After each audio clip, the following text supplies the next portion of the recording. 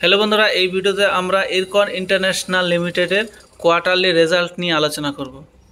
এইখানে স্ট্যান্ডালোন আর consolidate number একসাথে দেওয়া আছে। আমরা শুধুমাত্র কনসোলিডেট নাম্বার নিয়ে আলোচনা করব। সবার প্রথমে কোম্পানির ফিগার দেখে নিই। কোম্পানির ফিগার 20 টাকায় দেওয়া আছে। এই পার্টটা হচ্ছে স্ট্যান্ডালোন, এই পার্টটা হচ্ছে কনসোলিডেট নাম্বার, ঠিক আছে। তো এটা হচ্ছে গত বছরের জুন কোয়ার্টারের রেজাল্ট, এটা হচ্ছে গত কোয়ার্টারের রেজাল্ট, এটা হচ্ছে এই কোয়ার্টারের রেজাল্ট। সবার প্রথমে আমরা দেখব কোম্পানির রেভিনিউ ফ্রম অপারেশন থেকে কত টাকা ইনকাম আছে।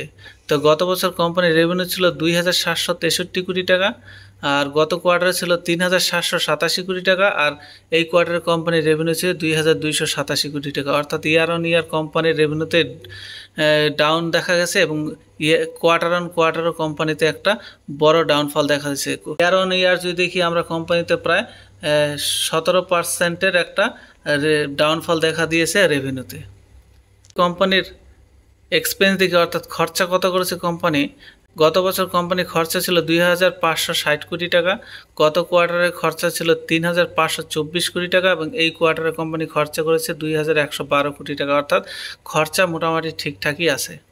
এবার আমরা দেব কোম্পানি কত টাকা নেট প্রফিট করেছে। গত বছর কোম্পানির নেট প্রফিট ছিল 187 কোটি টাকা, গত কোয়ার্টারে এটাই ছিল 246 কোটি টাকা এবং এই কোয়ার্টারে কোম্পানির নেট প্রফিট হচ্ছে 224 কোটি টাকা। অর্থাৎ ইয়ার অন ইয়ার কোম্পানিতে প্রায় 19%-এর নেট প্রফিটের জাম্প করেছে। আর কোয়ার্টার অন কোয়ার্টার যদি দেখি কোম্পানিতে হালকা একটা ডাউনফল দেখা দিয়েছে নেট প্রফিটে। এটাই যদি আমরা ইপিএসে দেখি তাহলে দেখব গত বছর 1.9 ছিল, গত কোয়ার্টারে 2.62 ছিল এবং এই কোয়ার্টারে 2.18। তাহলে ওভারঅল দেখা যাচ্ছে কোম্পানির রেজাল্ট খুব একটা যে ভালো হয়েছে তাও না। ইয়ার অন ইয়ার কোম্পানিতে একটু প্রফিট হয়েছে, কিন্তু কোয়ার্টার অন কোয়ার্টারে কোম্পানিতে নেট প্রফিটে ডাউনফল দেখা দিয়েছে। তাহলে এই কোম্পানির শেয়ার প্রাইসের রিয়াকশান আগামীকালকেই দেখা যাবে কেমন হয়েছে। তো তোমাদের এই রেজাল্ট কেমন লেগেছে অবশ্যই কমেন্ট করে জানিও। আর ভিডিওটি ভালো লাগলে ভিডিওতে একটা লাইক দিয়ে চ্যানেলটি সাবস্ক্রাইব করে পাশে থেকো।